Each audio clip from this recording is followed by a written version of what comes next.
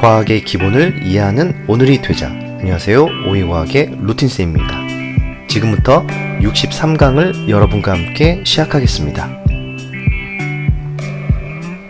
네, 이번 시간에는 마찰력에 대해서 한번 말씀을 드리려고 합니다. 제가 이 주제를 정한 이유가 올해부터 바뀐 중학교 1학년 교과서를 보니까 힘 단원에 4가지 힘에 대해서 설명이 됐는데 그 중에 하나가 바로 마찰력이더라고요. 교과서가 바뀌었는데도 불구하고 이 힘이 그대로 남았다. 그만큼 마찰력이라는 거는 우리 일상생활에서 많이 흔한 힘이고 그만큼 중요하기도 하다. 그런 의미이기 때문에 교과서에 있겠죠.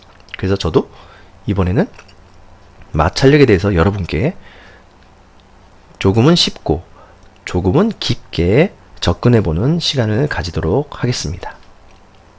참고로 이 단원을 보시기 전에 마찰력은 힘의 한 종류죠. 힘력자가 들어가니까 혹시나 힘에 대해서 이해를 잘 어렵다 생각하시는 분들은 27강을 참고하시면 좋을 것 같습니다. 제가 말이죠, 오늘 동생하고 좀 크고 작은 마찰이 있었습니다. 제가 이 말씀을 왜 드리냐면 이 마찰이라는 단어가 일상생활에서 흔하게 쓰이고 있다는 증거를 대기 위해서 이 문장을 만들었어요. 진짜 싸운 거 아닙니다. 네, 제가 동생이 있긴 하지만 싸울 나이는 이미 지났고요. 어릴 때야 많이 싸웠죠. 지금은 그런 마찰 없습니다. 없어요.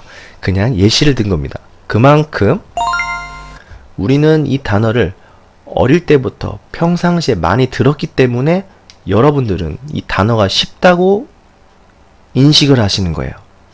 사람들은 자주 들은 단어는 쉽다는 고정관념이 있어요. 그렇기 때문에 깊게 고민해 보려는 좀 생각을 하지 않습니다. 저도 그랬고요. 하지만 오늘 이번 영상을 보시면서 아실 거예요. 마찰이 결코 쉬운 건 아닐 거구나. 한번 쉬울수록 깊게 고민해 보는 시간을 꼭 가져보도록 하세요. 제가 항상 중요하게 여기는 거죠. 그렇다면 우선은 마찰력은 제가 보니까 2가지 단어가 합해져 있더라고요. 첫째는 마찰이죠. 마찰의 한자 뜻을 찾아보니까 문지를 마에 문지를 찰. 결국 문지른다는 뜻이네요. 문지른다는 뜻이 이렇게 어렵게 쓸 줄이야. 그쵸? 생각보다 뜻은 별거 없습니다. 그래서 사전적 의미를 찾아봤는데 찾아봐도 서로 다 비벼지는 거 다 알고 있는 겁니다. 결국 우린 마찰을 잘 알고는 있었어요. 그렇다면 여러분들 뒤에 있는 력자는 무슨 력? 한자어로? 네, 소리내서 말씀해 보세요. 제가 들을 수는 없지만 그래도 여러분들이 공부를 하시겠다면 직접 좀 표현하는 것도 상당히 좋은 거예요. 무슨 력? 네, 힘력자입니다. 그렇다면 여러분들 힘의 뜻은 알고 계신가요?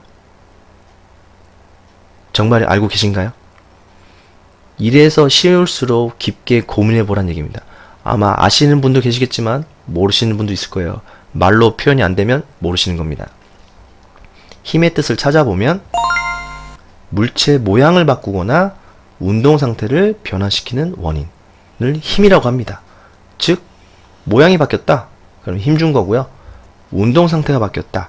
운동 상태는 쉽게 말씀을 드리면 가만히 있던 물체가 점점 빨라진다거나 아니면 움직이고 있던 물체가 점점점 느려지는 경우, 이게 속력의 변화가 생겼을 때를 우리는 운동 상태가 바뀌었다라고 말을 하는 거예요.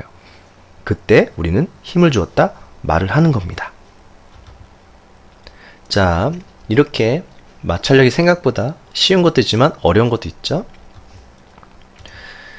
그렇다면 이번에는 이제 2 단어를 합친 마찰력의 진짜 뜻을 찾아보겠습니다. 찾아보니까 물체가 어떤 면과 접촉하여 운동할 때 그 물체의 운동을 방해하는 힘을 마찰력이라 한다. 접촉이라는 단어 아시죠? 닿는다, 운동한다, 움직인다. 그렇게 어려운 뜻은 아닌 것 같아요. 하지만 정확하게 말씀을 드리면 마찰력은 물체가 운동하지 않아도, 즉 가만히 있어도, 정지해 있어도 마찰력은 발생할 수 있어요. 정확하게 말씀을 드리면 그 뜻이 무엇인지는 영상을 보시면서 이해하시면 되고요. 이 마찰력을 이 힘을 여러분들은 지금도 느끼고 있고요. 매일매일 경험해 보셨을 거예요. 그 중에 아주 흔한 경험이 바로 달리기죠. 사람이라면 안 달려보신 분은 없을 거예요. 이거 안 달려봤다. 그러면 제가 봤을 때는 아무래도 1살 이하의 아기이지 않을까. 아기는 뛸 수가 없으니까. 걸을 수 있으면 웬만해서는 달려본 경험이 있을 겁니다. 아니면 뭐 움직여본 경험이라도 있겠죠. 당연하죠. 그런데 여기서 보시면 여러분들이 달리기 할 때, 뭐 학생분들이라면 친구가 잡을 때 달리기 하죠. 달릴 때 여러분들은 죄송합니다. 또 감기가 나지 않아서. 여러분들은 발을 땅에 붙인 뒤에 발을 뒤로 힘을 줄 겁니다. 뒤로 밀 겁니다. 뒤로 미는 순간 요 닿는 부분에 마찰력, 프릭션이라고 합니다. 마찰력이 발생해서 그 마찰력이 뒤로 미는 힘을 방해하려고 합니다. 뒤로 가려는 운동을 방해하기 때문에 마찰력이 앞으로 발생하는 거예요. 그렇기 때문에 우리는 미끄러지지 않고 그 자리에서 버텨서 오롯이 이 발의 힘을 우리 몸으로 전달할 수 있는 겁니다. 이 방해꾼이 있어서 다행인 겁니다. 이 방해꾼이 없다면 미끄러지겠죠. 이런 일이 벌어지죠. 우리가 발을 뒤로 미는 때 마찰력은 반대 방향인 앞으로 발생한다. 이런 게 마찰의 기본 뜻이 되겠습니다. 그렇다면 뭐 힘이 무조건 세면 좋다, 이런 고정관념이 있을 수 있지만 결코 아닙니다. 마찰력이 작아야 좋을 때도 있겠죠. 이 그림을 보시면 뭐 누구나 딱 상상이 되실 겁니다. A 그림은 마찰력이 크면 좋을까요? 작아야 좋을까요? 당연하겠죠. 마찰력이 작아야 우리는 스케이트를 아주 재밌게 빠르게 탈 수 있는 거예요. 저는 나는 과학자니까 마찰력을 크게 해서 스키장을 만들어야겠다. 아마 망할 수도 있습니다. 조심하시고요. 자세히 간단히 말씀을 드리면 어떻게 하면 눈 자체가 미끄럽기도 하지만 더 잘 미끄럽게 하기 위해서 이 발바닥의 면적보다 더 넓은 도구를 발에 장착을 해서 마찰력을 감소시킨 경우입니다. 면적이 넓어지면 마찰력이 좀 감소합니다. 그렇기 때문에 마찰력이 감소하는 게 아니죠. 죄송합니다. 누르는 힘이 줄어들기 때문에 잘 미끄러진다, 그런 얘기입니다. 하지만 B 그림은 그냥 잔디에서 운동화 신었다가 미끄러지진 않죠. 이거는 A보다는 마찰력이 큰 경우입니다.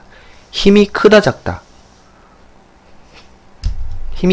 이런 것들은 상대적인 거예요. 비교 대상이 있어야 말을 할 수 있는 거예요. 내가 신발 신고 있고 저 친구가 스케이트를 신고 있다.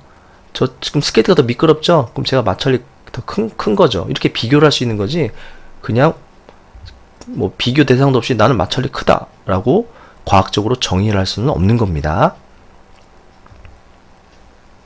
자, 아까 스포츠도 마찰력을 이용한 스포츠지만 저는 마찰력을 이용한 스포츠를 딱 상상을 해보니까 저는 이 스포츠가 생각이 나더라고요. 여러분들은 어떤 스포츠가 상상이 되시나요? 저는 바로 이거를 상상했습니다. 이겁니다. 줄다리기.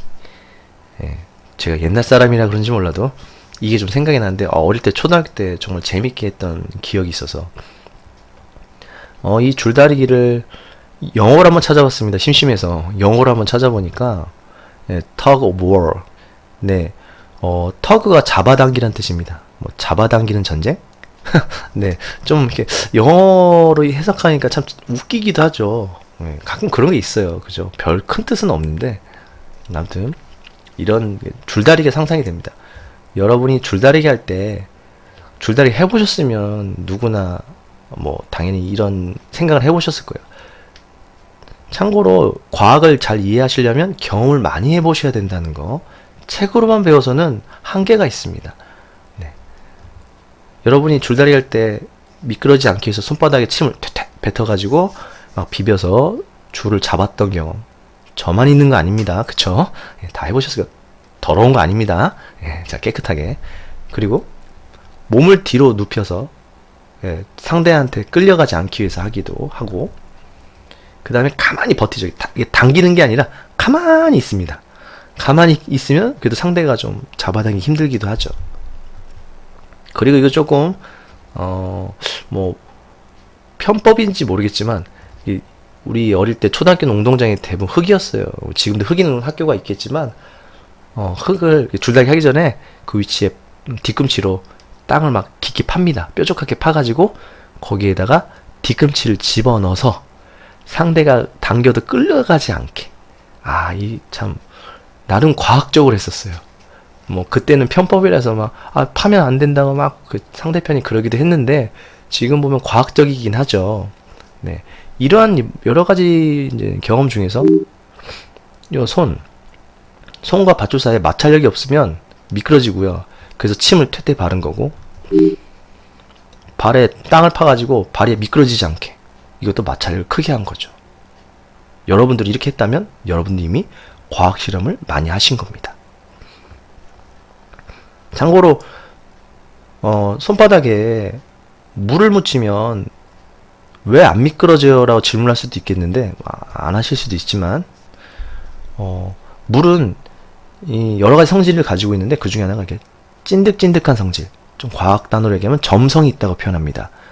왜냐면 여러분들이 물컵에다가 손가락을 넣었다 빼면 손가락 끝에 물방울이 묻어 있습니다.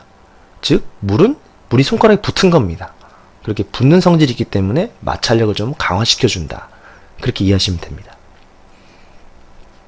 그리고 땅을 판다. 예, 땅이 매끄러웠는데 땅을 울퉁불퉁하게 거칠게 만들어서 마찰력을 증가시키는 겁니다. 진짜 과학적이죠? 네, 이 두 가지가 마찰력과 관련된 것 같습니다. 그렇다면 마찰력을 크게 하기 위한 조건은 무엇일까? 뭐 조건까지는 아니고요. 그냥 크게 하기 위해서 뭐가 필요할까? 뭐 대부분 아시겠지만 한번 정리해 드리겠습니다. 첫 번째는 접촉면이 거칠수록입니다. 아까 말씀드렸죠. 웅동화가 왜 바닥면이 울퉁불퉁할까요? 네, 마찰력 크게 하기 위해서입니다. 뭐 이런 그림을 제가 거기서 찾았는데, 보시게 되면 바닥이 있고요. 예, 어떤 물체가 있습니다. 물체와 바닥이 거칠거칠하다. 이렇게 입자와 입자 사이가 이렇게 걸리는 부분이 있겠죠. 즉 나가는 힘에 의해서 분명히 방해를 할 겁니다. 방해하는 힘이 세지기 때문에 마찰력은 커질 수밖에 없다. 이렇게 간단히 이해하시면 되고요. 그 다음엔 무게가 클수록 마찰력이 커집니다. 아, 이게 무슨 뜻이냐? 여러분들이 혹시 이런 장난 해보셨는지 모르겠네. 어떤 친구가 여러분들 막 장난으로 잡아당긴다 생각을 해보세요. 막 끌고 가는 거예요. 그럼 끌려가지 않게 해서 막 발로 버텨도 계속 미끄러집니다. 그럴 때 여러분들이 주변에 있는 책상이나 막 문, 창문 틀 이런 걸 딱 잡죠. 잡는 순간 여러분들의 무게가 커지는 효과가 나는 겁니다. 무거워져서 마찰력이 세지니까 안 끌려가는 거예요. 이해되시나요? 평상시 하는 거 고민해보면 다 과학적이죠. 직접 실험을 해도 똑같습니다. 물체를 하나와 두 개면 무게가 2배 늘어나겠죠. 그러면 용솔 저울이 더 눈곱이 바늘에 올라갑니다. 마찰력이 커졌다는 증거죠. 그 다음에 접촉면 면적이 넓을수록 마찰력이 강해진다. 이건 당연한 거 아닙니까? 여러분들이 그냥 서 있을 때랑 엎드려 있을 때, 엎드려 있다면 우리 온몸이 땅에 닿을 테니까 더 마찰이 커지겠죠. 그렇죠? 하지만 이거는 사실이 아니라는 겁니다. 그래서 여기서도 살짝 어려워진다, 그런 얘기죠. 하지만 어렵지 않습니다. 상상을 한번 해보죠. 땅이 있고요. 똑같은 물체를 눕히고 세웠을 때 똑같은 힘을 준다면 마찰력도 똑같이 발생한다, 그런 얘기입니다. 이게 말이 됩니까? 이상하다. 모양이 바뀌게 닿는 면적이 넓어졌는데, 그쵸? 한번 수학적으로 생각을 해보죠. 마찰력과 접촉면의 관계를 말이죠. 무게가 100g짜리 있다 치고요. 이 상자의 가로 세로 높이를 정해놨습니다. 여기서 비교할 거는 단위 면적, 제일 기본이 되는 작은 면적, 이게 얼마큼의 무게가 누르는지. 왜냐면 많이 누르면 마찰이 커지니까요. 무게를 한번 비교해보죠. 우선 접촉면 넓이는 바닥이 보면 여기 10이고요. 세로가 2cm니까 20제곱cm. 이쪽 바닥면은 계산하시면 10입니다. 즉, 이 가물체가 2배가 넓기 때문에 마찰력이 2배 세지겠죠. 하지만 1제곱cm, 이게 단위 면적이라고 하는 겁니다. 1제곱cm당 누르는 무게가 몇 g이 누르냐? 100g이니까 이 면적에 골고루 퍼지겠죠. 무게의 힘이. 그러면 1제곱cm당 5g, 이쪽은 10g입니다. 이렇게 두 가지 요소를 비교해 보니까 면적은 가가 더 2배 넓은데 누르는 무게 힘은 나가 더 2배 무겁다. 결국 반대가 서로 2배가 무겁기 때문에 힘은 변화가 없다는 사실입니다. 그래서 마찰력이 자꾸, 마찰력이 아니죠. 면적이 마찰력과 관련이 없다고 말씀을 드리는 거예요. 하지만 당연히 자, 가 물체 상태에서 물체를 더 올린다면 마찰력 커지죠. 그쵸? 근데 무게가 변하지 않는다는 가정이 필요합니다. 네. 무게가 변하지 않는다면 마찰력은 관련이 없다. 이런 걸 말씀을 드리는 거예요. 제대로 이해하셔야겠죠? 자, 이번에는 마찰력이라는 게 면과 면이 닿을 때 생긴다고 했습니다. 그렇다면 그 닿는 접촉면에서는 정말 정확하게 무슨 일을 하지 궁금하게 온 겁니다. 왜 닿았을 뿐인데 마찰이라는 힘이 발생할까? 여기서부터는 조금 이해가 많이 필요하다 이 뜻입니다. 여기서부터는 이해가 좀 많이 필요한 거니까 뭐 너무 어려우시면 넘어가셔도 되고 원하시면 들으시면 됩니다. 아까 그림은 접촉면이 거칠 때입니다. 거칠 때는 당연히 이렇게 걸리는 힘이 생길 테니까 방해를 하겠구나, 마찰력이 생기겠구나 이해가 되실 거예요. 하지만 매끈한 면에서 마찰력은 어떨까? 자, 우선 그림을 보시면, 자, 잠시만요. 자, 그림을 보시면 요 그림 보이시죠? 다른 거 보지 마세요. 그림 보시면 이게 바닥이고요, 위쪽이 물체입니다. 이 사이가 매끈합니다. 매끈한데 어떻게 서로가 서로를 방해할까? 정말 이상하죠? 그거를 조금 더 깊게 고민해보면 마찰력이 생긴 이유가 냉용접, 발음도 어렵네요. 냉용접 현상이라고 합니다. 이 내용은 저도 사전을 보고 알았어요. 무슨 현상이냐면 냉용접이 이제 굴이나 알루미늄 같은 금속을 서로 맞대고 압력을 가해 붙이는 겁니다. 여기 사진 보이시죠? 두 다른 금속을 강한 힘, 기계로 누르면 하나로 합쳐지는 겁니다. 즉 이쪽의 입자와 이쪽의 입자가 붙는다 그 얘기입니다. 아무 짓 안 해도. 왜 차가운 냉자를 썼냐면 보통 용접은 뜨겁게 이렇게 녹여서 붙이는데 이거는 열을 가하지 않고 그냥 누르는 힘만으로 붙이는 겁니다. 어떻게 그게 가능하냐면 여기 있는 물체의 분자, 그 다음에 여기 뭐 밑에 바닥의 분자들, 서로 분자가 있겠죠. 분자들 안에는 그 전자가 돌고 있어요. 전자. 요건 좀 그 전자 파트를 이해하셔야 되지만 전자가 돌고 있는데 그 전자와 이쪽 입자의 전자들이 서로 전자를 공유하는 일이 벌어져요. 공유한다면 서로 좀 결합을 한다는 얘기예요. 서로 같이 사용하려면 결합을 해야 됩니다. 그래서 약간의 결합하는 일이 일부가 벌어진다는 얘기입니다. 동시에 다 붙어버리면 절대 움직이지 않아요. 하나로 합쳐질 테니까. 일부 몇 개가 그런 일이 벌어진다는 얘기입니다. 그래서 마찰이라는 게 발생한다는 겁니다. 생각보다 대단하죠.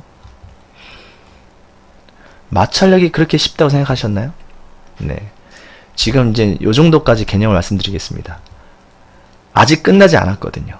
다음 2편 영상에서도 마찰력에 대한 조금 심오한 생각들을 적어보겠습니다. 이 1편에서는 좀 간단한 기본 개념을 말씀을 드렸고요.